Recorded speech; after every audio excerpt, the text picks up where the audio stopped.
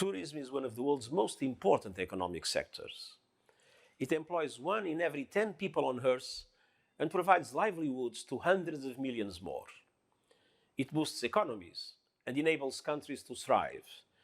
It allows people to experience some of the world's cultural and natural riches and brings people closer to each other, highlighting our common humanity.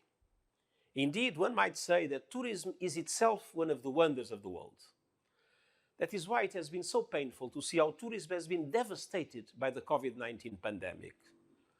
In the first 5 months of this year, international tourist arrivals decreased by more than half, and some $320 billion in exports from tourism were lost. Overall, some 120 million direct jobs in tourism are at risk. Many are in the informal economy or in micro, small and medium-sized enterprises which employ a high proportion of women and young people. The crisis is a major shock for developed economies, but for developing countries it is an emergency, particularly for many small island developing states and African countries. For women, rural communities, indigenous peoples, and many other historically marginalized populations, tourism has been a vehicle for integration, empowerment, and generating income.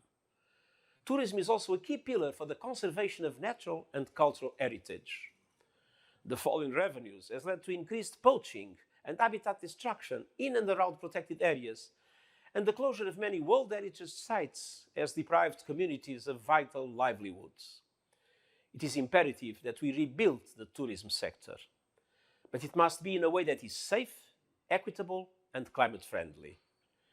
Transport-related greenhouse gas emissions could rebound sharply if recovery is not aligned with climate goals. Supporting the millions of livelihoods that depend on tourism means building a sustainable and responsible travel experience that is safe for host communities, workers, and travelers. To aid recovery, I have identified 5 priority areas. First, mitigate the socio-economic impacts of the crisis. Second, build resilience across the entire tourism value chain. Third, maximize the use of technology in the tourism sector.